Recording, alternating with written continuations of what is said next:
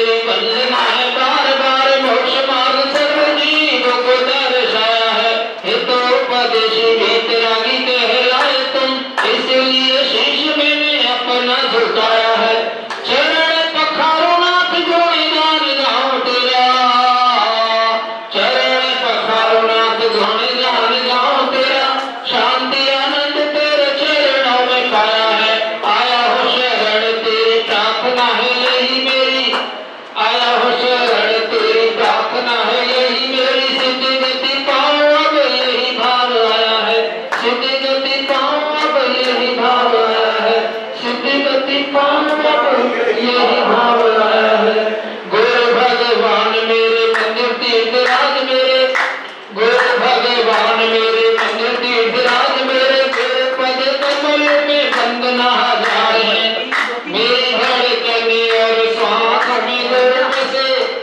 मेरी धड़कन और श्वास में गुरु बसे संसार तेरे में के लिए अनपन जहाज है अज्ञान तब हटाया मेरा ज्ञान का किया सवेरा अज्ञान तब हटाया मेरा ज्ञान का किया सवेरा मेरे जिंदगानी में आया प्रेम भात है विषयों की अग्नि में झुलस रहा था मैं विषयों की अग्नि में झुलस रहा था मैं ज्ञान पीयूष पिलाकर किया उपकार है ज्ञान पीयूष पिलाकर किया उपकार है ज्ञान पीयूष पिलाकर किया उपकार है बोले देवदर्शन से अपना भगवान की विश्वादी महावीर पर्यंचल विस्तीर्ण के देवना पांच भरत पांच एवं संबंधित 10 क्षेत्र के 720 जिनेन्द्र देवनमा श्री मूलनाथ रुद्रात्मा साक्षात से धर्मनाथ जिनेन्द्राय नमः पांडुक्षिलः तिष्ठ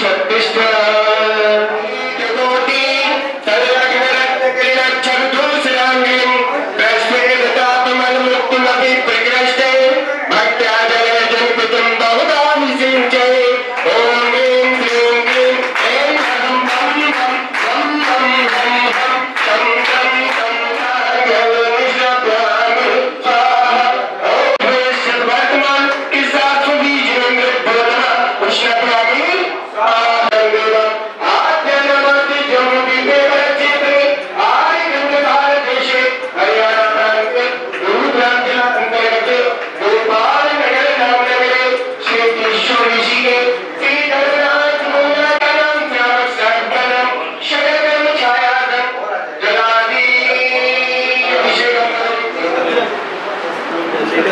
ओम ह्रीं श्री विश्वादी वीराय कीजिए सत्य मत कीजिए बाद में चले शांति महावीर पर्यंचल विस्तीर्ण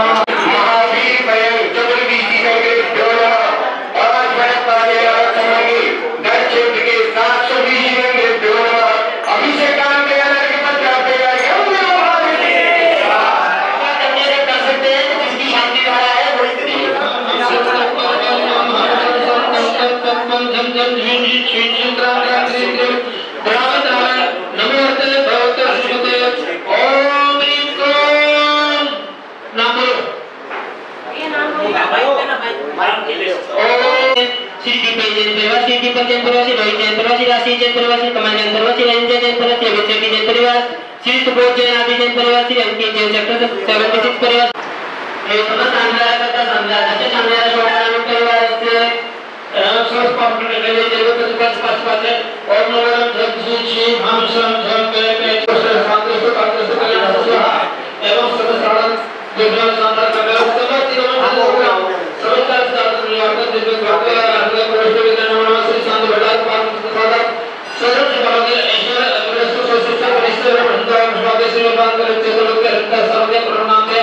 यम कर सकते हैं जिसकी शांति धारा है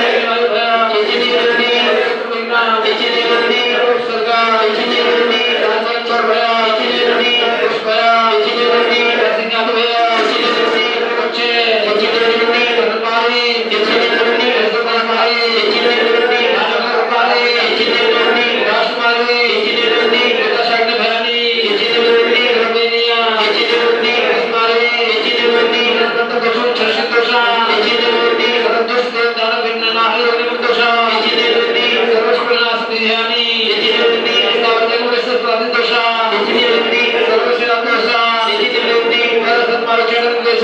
करण दोषा इच्छित रूपी सत्य सत्य सारे शांत करे प्रसार की आनंदना आनंदना अभिनंदना अभिनंदना अभिनंदना आम्हाला क्रीडागार मोठा दोरण सन्मानंदना सर्वानंदना सहाय सत्य वचनस्तु वृद्धस्तु नामस्तु समस्तु यद्रस्तु निग्रहस्तु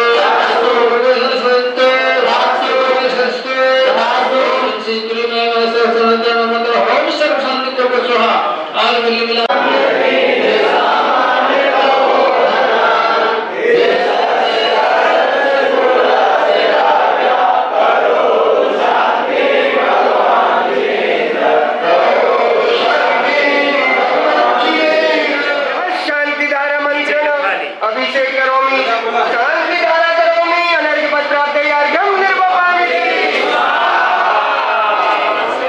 स्वास्तिक करें, थोड़े के ऊपर अष्टकमल बना सकते हैं। स्वास्तिक श्रीमती निर्मला जैन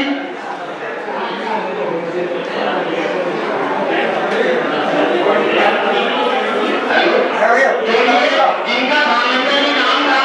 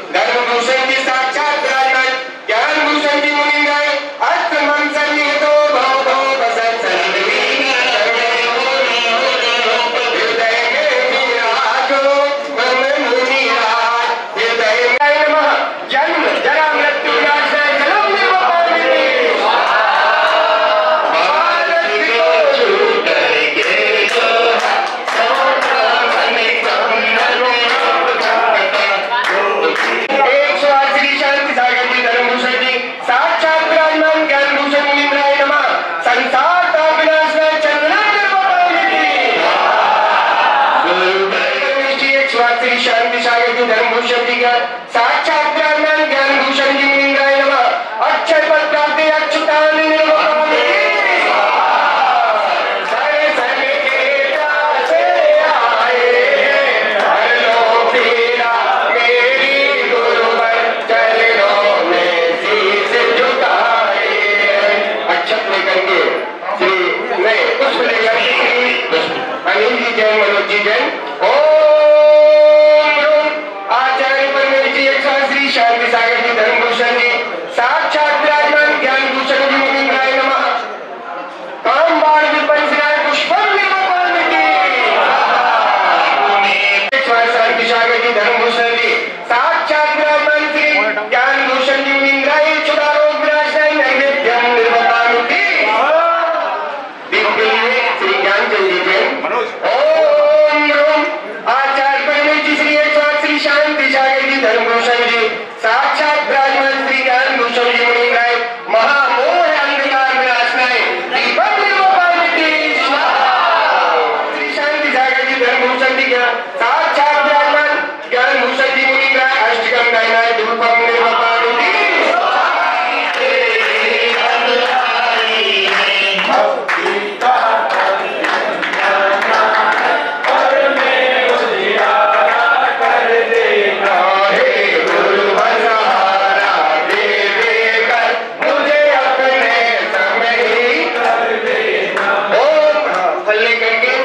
अंकित जी जैन सा परिवार। ओम आचार्य पटेल जी 108 श्री शांति सागर जी धर्मभूषण जी साक्षात विराजमान श्री ज्ञान भूषण जी मुनीन्द्र महामोक्ष पद प्राप्ते परम निर्वाण के लिए श्रीमती पूनम जी जैन। ओम आचार्य पटेल जी 108 श्री शांति सागर जी धर्मभूषण जी साक्षात विराजमान श्री ज्ञान भूषण जी मुनीन्द्र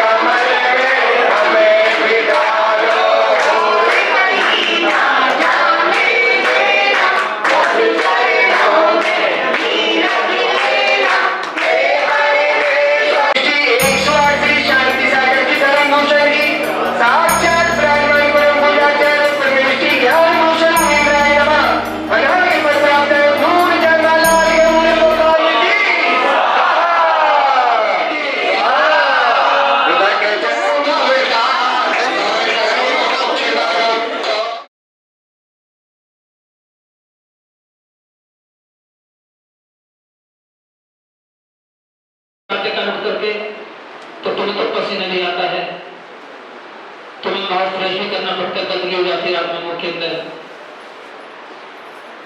और इसलिए तुम्हें अपने ध्यान करना होता है, अपनी शुद्धि करनी होती है। लेकिन वो बाह्य शुद्धि है, केवल ध्यान रखना अंतरंग की शुद्धि है, वो बाह्य शुद्धि है। और भगवान तो बाहर से भी शुद्ध है और अंदर से भी शुद्ध है, क्योंकि उनकी सब धातु में शरीर नहीं है। जो सब धातु सबके शरीर में होती है वो सब धातु भगवान के अंदर नहीं है। इसलिए भगवान का शरीर जो है सब धातु रहित है, तो बाहर से भी शुद्ध है और अंदर से शुद्ध क्यों है? क्योंकि उन्होंने केवल ज्ञान रूपी लक्ष्मी की प्राप्ति कर ली है, अनंत चतुष्टय की प्राप्ति कर ली है, अनंत दर्शन, अनंत ज्ञान, अनंत सुख, अनंत वीर्य, इसकी प्राप्ति कर ली है, वो अंतर से भी शुद्ध है। तो फिर भगवान का अभिषेक करने से क्यों करें? क्या आवश्यकता है इसका? क्या प्रयोजन है इसका? क्या भगवान को नहाना है क्या? हाँ, भगवान को नहलाना है क्या? नहलाना नहीं है, भगवान को स्नान की कोई आवश्यकता नहीं है। भगवान तो क्या मुनिराज भी स्नान नहीं करते, और भगवान की शरीर तो उत्कृष्ट मुनिराज की है, तेरे गुण स्थान वाले मुनिराज है। जब मुनिराज स्नान नहीं करते तो भगवान को स्नान की क्या आवश्यकता है? लेकिन जब तीर्थंकर बालक का जन्म होता है तो उनका जन्माभिषेक किया जाता है पांडुशिला पर इंद्र द्वारा। द्वितीय अभिषेक जब उनका राज तिलक होता है तो द्वितीय अभिषेक राज तिलक के समय में होता है, और तृतीय अभिषेक जब वो दीक्षा के लिए प्रस्थान करते हैं, राजपाट का त्याग कर देते हैं, तो तीसरा अभिषेक होता है दीक्षा के समय। तो चौथा अभिषेक कोई नहीं होता, ध्यान रखना। साक्षात तीर्थंकर जो होते हैं 3 बार अभिषेक है, प्रथम द्वितीय और तृतीय, चौथा अभिषेक कुछ नहीं है। तो यहाँ चौथा अभिषेक नहीं कर रहे, ये चौथा अभिषेक नहीं कर रहे, ये प्रतिमा है भगवान की, साक्षात तीर्थंकर नहीं है ये। अब साक्षात तीर्थंकर होते तो अभिषेक उन्हें स्नान की आवश्यकता ही नहीं है। जब मुनिराज स्नान नहीं करते, कहा ना मुनिराज विषय में जिनके नाम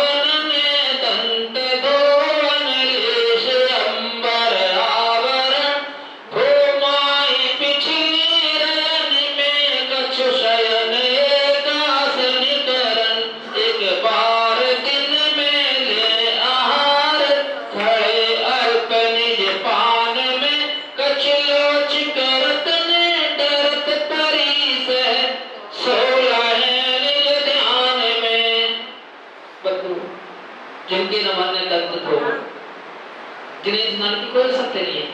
क्यों करें स्नान मुनिराज? क्योंकि सरापा पानी धोए जिन्होंने हाथ दुनिया से नहीं हाथ इनको पानी बहाए सर से पांव तक। सरापा पाके जो सर से पांव तक शुद्ध है, धोए जिन्होंने हाथ दुनिया से, जिनको दुनियादारी से संबंध नहीं रहा, नहीं हाथ जिनको आवश्यकता नहीं, जो पानी बहाए सर से पांव तक, उन्हें स्नान करने की आवश्यकता नहीं। और तुम लोग स्नान करते हो कि तुम्हारी काया अशुद्ध है, तो तुम्हारे स्नान के लिए क्या कह दिया आचार्य ने? रखा में अल्प से अल्प मात्रा में स्नान करना।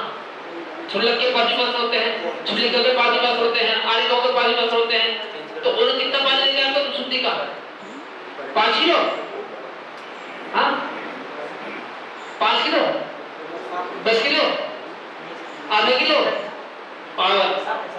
पावर से ज्यादा कहाँ तक क्वांटल पानी? पावर पानी में 250 ग्राम पानी की शुद्धि हो जाती है। उसी प्रकार से में आप लोगों के लिए बताया है कि आप लोगों को स्नान जरूरी है, तो इसका मतलब ये नहीं कि बाल्टी भर के पानी पीना है। शुद्धि करनी है शरीर की, शरीर की शुद्धि करनी है तो बहुत अल्प मात्रा में। ऐसे तो पानी का फुहारा खोल लिया, बहुत सारे पानी का दोष लगा तो चाहे तुम पानी कम से कम यूज किया, अगर तुम फुहारे के पानी में नहा रहे हो तो तुम्हें हिंसा का दोष लग रहा है, ध्यान रखो। तो बहुत थोड़े पानी में जितना आधी बाल्टी पानी काम चल सकता है, आधी बाल्टी में आप स्नान कर सकते हैं। और उससे भी कम अगर आपने तौलिया गीला कर दिया और तौलिया गिर करके अपने शरीर को पोंछ लिया तो उससे भी स्नान हो सकता है, माने कम से कम। और भगवान को तो स्नान की आवश्यकता है ही नहीं, जब मुनियाल स्नान न करते भगवान का स्नान क्यों? लेकिन उस प्रतिमा की शुद्धि बनी रहे, उसमें धूल और मट्टी के कण ना जमे, इसलिए हम भगवान का अभिषेक करते हैं, नहीं कि भगवान की शुद्धि करने के लिए। भगवान को शुद्ध है, लेकिन क्या कह दिया? क्या हुआ यदि तुमने भगवान पे जल का कलशा डाला, पर किसी तड़पते प्यासे को घर से बाहर निकाला। पूजा इसे नहीं कहते, ये जरा विचारो ध्यान से। इंसानों से मिलना भी तो है मिलना भगवान से, इंसानों से मिलना भी तो है मिलना भगवान से। इंसानों की दुनिया में यदि आग लगी है द्वेष की, मंदिर का भगवान भी नहीं रक्षा कर सकता देश की। स्वयं इसे बुझाना होगा, स्वयं इसे बुझाना होगा, श्रद्धा से सम्मान से। इंसानों से मिलना भी तो है मिलना भगवान से। बंधु, आज आप लोग अभिषेक कर रहे हैं, शांति धारा कर, कितनी शांति धारा है? 30 और उसकी भी राशि फिक्स, और अभिषेक की राशि फिक्स होगी तुम्हारी, अभिषेक की राशि नहीं फिक्स। हाँ अभिषेक की राशि नहीं फिक्स है। मुनिराज के पास आने का कोई टिकट नहीं है, भगवान बोलते नहीं और मुनिराज बोलते भी हैं। भगवान का अभिषेक भी होता है, मुनिराज का कोई अभिषेक नहीं है, स्नान नहीं करना उन्हें। भगवान के लिए तो आपको जब भी अभिषेक करे भी ढोलना है और फिर उनका परिमार्जन भी करना है, फिर वहां पर विराजमान भी करना है विनय पूर्वक। मैंने कहा काम मत करना, लेकिन कुछ स्वामी कह रहे हैं अनुसार में दानम पूजा मुख्य प्रेम फल पढ़ने तुम्हारे नंदी का उस पर लिखा सूत्र दानम पूजा मुख्य। पहले तो 6 वर्ष बता दी श्रावक के आचार्य ने, देव पूजा गुरुपासी स्वाध्याय संयम तत्प्रदान छठ कर्माणी दिने दिने, ये कर्म है, ध्यान रखना, धर्म नहीं है ये श्रावक के छठ कर्म है, ये धर्म नहीं है। तो क्या है? लेकिन इनके अवलंबन से धर्म हो सकता है। कब? जब तुम्हारी पंडिती मंदिर में आने के बाद निर्मल बने, पवित्र बने, तुम्हारे परिणाम देखो, तुम्हारे अंदर कोमलता आए और तुम्हारे अंदर अगर कषाय बढ़ रही है, कह रहे ये कौन होता है शांति करने वाला, पहले मैं करूंगा, तो तुमने शांति धारा नहीं की, तुमने तो शांति फैला दी मंदिर में आने के बाद में, मंदिर का वातावरण दूषित कर दिया तुमने। तो क्या है? कहने का अभिप्राय है कि मुनिराज जो है क्या है, कोई प्रवचन के पैसे ले रहे, तुम्हारे कोई के पैसे नहीं ले रहे। अब तुम यहाँ जितने बैठे कितने आए पर 2 महीने से 7 बजे, जबकि पहले कहा दूसरे नंबर पर पूजा ध्यान रखना। अगर तुमने मुनिराज का आहार दान दे दिया तो तुम्हारे 6 वर्ष पूरे होगा, साथ साथ धर्म भी हो गया। क्यों? जब तुमने मुनिराज को आहार दान दिया तो संयम किया ना तुमने, मानो मुनिराज को पैर हाथ कराया बाद में तुमने किया तो संयम हो गया। और महावीर की वाणी में आया है धर्म की परिभाषा 3 सूत्र दिए महावीर ने धर्म के लिए, बस अहिंसा संयम होता हो। महावीर कहते हैं अहिंसा संयम और तभी धर्म है। देववित्तस प्रणमति जन्म से आमानो, देव कभी उसके चरणों में नमस्कार करते हैं जिसके जीवन में अहिंसा आ जाती है, जिसके जीवन में संयम आ जाता है, जिसके जीवन में तप आ जाता है, देव कभी उसके चरणों में झुक जाते हैं। लेकिन कितनी अहिंसा है हमारे जीवन में? हाँ, सोचो कभी आपको कितनी अहिंसा है? तो मेरा अभिप्राय है अभी आपको भगवान की शुद्धि नहीं करनी, भगवान तो शुद्धि ही है, अभी आपको अभिषेक करना है। तो क्यों करना है? क्योंकि उनके अंदर धूल मिट्टी की गड़ ना लगे इसलिए। और तो जैसे यहाँ पे इतने सारे तीर्थ उत्तर है, ऐसा नहीं कि तुम कल से भगवान के पान डालना है पर। मैंने एक महाराज को देखा था विस्पंथी अवतार वाले, महाराज तो विस्पंथी होते नहीं, वैसे आगम की दृष्टि से श्रावक होते हैं विस्पंथी, मुनिराज तो 13 पंथी होते हैं। ये तो आज ने भेंट डाल दिया 13 पंथी विस्पंथी का, सब श्रावक विस्पंथी होते हैं और सारे 13 पंथी होते हैं। तो क्या है, वो महाराज अभिषेक कर रहे थे और मैंने उनका अभिषेक देखा। उन्होंने क्या किया, जैसे पंचाभिषेक किया ना उन्होंने, तो पंचाभिषेक में 1 बूंद घी डाला बस। मैंने कहा महाराज जी बस इससे कम से जाएगा? बोले कि हाँ बोलते, बोले हाँ इससे कम हो गया, बस नहलाना पड़ेगा भगवान को। 1 बूंद घी डाला, बोले आज शुद्ध घी मुनिराज को खाने को मिल रहा, अब भगवान के शुद्ध घी कहाँ से मिलेगा? इसलिए मैंने तो प्रतिबंधारी से घी बनवा रखा है शुद्ध, क्योंकि प्रतिबंधारी तो खाएगा और मर्यादित बनवा रखा है, इसलिए 1 बूंद और घी 1 बूंद, गन्ने के रस की 1 बूंद, नहाना थोड़ी है। तो मैंने कहा ये ऐसे कोई सूत्र मैंने पहली बार हाथ देखा है। तो हम क्रिया तो कर रहे हैं लेकिन क्रिया में भी विवेक आवश्यक है, ध्यान रखना। अगर तुम्हारी क्रिया व विवेक पूर्ण होगी तो तुम्हें क्रिया का लाभ नहीं मिलेगा। तुम्हें यहाँ से गुड़गांव से दिल्ली जाना है और तुम बैठ गए फरीदाबाद हरियाणा फरीदाबाद की जाने वाली बलबल जाने वाली उसमें, तो तुम में पहुंच जाओगे, तुम्हारी क्रिया गलत हो गई। और बस अगर खराब पड़ी हो, तुम सही बस में बैठे हो और बस के बारे में पहले अनाउंस हो चुका, बस खराब है वो बस नहीं जाएगी और तुम उस खराब बस में जाके बैठ गए तो पहुंच जाओगे अपने स्थान पर? नहीं पहुंच पाओगे, ध्यान रखना। तो हम जो भगवान का अभिषेक कर रहे हैं, भगवान की शुद्धि नहीं करनी, भगवान तो शुद्ध ही है, ध्यान रखना। लेकिन उनके गंधका की 1 बूंद हमें मिल जाए, मंत्री जो बूंद होगी, मंत्रों के द्वारा अभिषेक होगा, उनके गंधका की 1 बूंद हमें मिल जाए, हमारे मास्टर पर लग जाए, हमें नहीं है उसके गंधका आगे तुम घर से आए कहीं चल करके यहाँ भी लगाएंगे, यहाँ भी लगाएंगे, आगे पीछे ही, और उसको दीवारों पे लिख देंगे। अभी नहीं है, विद्यानंद जी महाराज ने स्पष्ट लिखा है, आचार्य विद्यानंद जी ने, अगर तुम गंधोदक की 1 बूंद पृथ्वी पर डाल रहे हो तो पाप तुम्हारे धोने में नहीं आएगा, ध्यान रखना। इतना कीमती है गंधोदक, ऐसा नहीं पहले खूब भर भर के जब पानी डालो फिर से उस गंधोदक के पेड़ पौधे में और जगह प्रभावित करो। हम लोग घर अवस्था में देखा है, कुछ अशट के मंदिर में जाते थे, मंदिर में वहां पे 6 दिए हैं, 3 6 और 7 दिए हैं, तो 7 दिए हैं। और कई बार हमें जब देर हो जाती थी ना मंदिर के दर्शन पहुंचते थे तो गंधोदक मिलता ही नहीं था वहां। और हमने उससे तो ऐसा किया गंधोदक नहीं आ सकता, बोले अब तुम लेट आए हो, खत्म हो गया। तो माने वहां के पुजारी लोग अभिषेक करते थे तो गंधोदक इतनी मात्रा में बनाते थे, छोड़ने विसर्जन नहीं करना पड़ेगा इधर उधर, इतनी मात्रा में बनाते थे।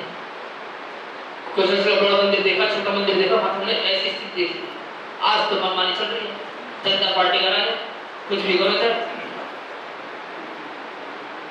तो बंधुओं, कहने का प्राय है कि जैसा करेंगे वैसा भरेंगे, जैसी करनी वैसी भरनी। आप लोगों को क्रिया तो करनी है, लेकिन क्रिया केवल क्या है, ये देव पूजा गुरु पास्ती स्वाध्याय संयम प्रदान, ये छठ कर्म है, धर्म नहीं है। हम निर्माण बिहार में गए थे और वहां पर आचार्य उपाध्याय गुप्ती सागर जी के द्वारा मंदिर बना हुआ है, रजत का अभिषेक देखा हमने वहां। तो उनका क्योंकि उनको बताया नहीं चलता ना, उनके अलावा किसी का नहीं चलेगा वहां, चाहे कोई आचार्य जाए कोई भी आ जाए, जो गुप्ती सागर जी ने कह दिया वो चलेगा वहां पे। तो वहां भी 3 लड़के देखे मैंने देवाड़ बिहार में, और हमने देवाड़ में क्या देखा, थाली एक विराजमान की मुल्ला बेटी के सामने, एक बेटी मुल्ला बेटी की निकाली, एक प्रतिमा दूसरी की, एक प्रतिमा तीसरी, 3 बेटी की एक प्रतिमा आ गई। और अभिषेक थोड़ी देर मात्र अभिषेक के सकता, अब फिर मार्जन करते हैं। तो मैंने कहा ये अभिषेक तो बहुत बढ़िया ढंग से रहा, मैंने जिसने कहा बोले अच्छा है गुप्त साल का कार्यक्रम अभिषेक कैसे करना है। तो बंधुओं कहने का बड़ा है, हम क्रिया तो कर रहे हैं, और क्रिया भी तुम्हारी अगर गलत होगी तो उन क्रियाओं का कोई लाभ मिलने वाला नहीं है। क्रिया भी विवेक पूर्वक हो हमारी, हमें एक गुण मिल जाए उसको सर। तो मंत्र गति जो होता है वो क्या है, उसकी एक गुण अगर मिल गई मंत्रों से जो प्रतिष्ठित होने की जरूरत, तो उससे भी लाभ मिल जाता है। लेकिन मैं अपनी बात पर आ रहा हूँ, मैं आपसे क्या कहना चाहता हूँ कि मलयास के प्रवचन में आने का तो टिकट नहीं है, यहाँ तो शानदार टिकट भी ले रहा था, बिना टिकट के शानदार नहीं कर पाओगे, बिना टिकट के विषय भी नहीं कर पाओगे, और मेरे पास आने को टिकट भी नहीं है, कोई पैर राशि भी नहीं है, और मुझे जवाब भी नहीं कराना तुम्हें, फिर परिवार में नहीं करना मेरा, तो फिर आने का टाइम क्यों नहीं है तुम्हारे पास? क्या समस्या तुम्हारी लिए बता दो, तुम्हें मुझे पता लग जाए क्या समस्या तुम्हारी। 2 महीने हो गए जाए हुए,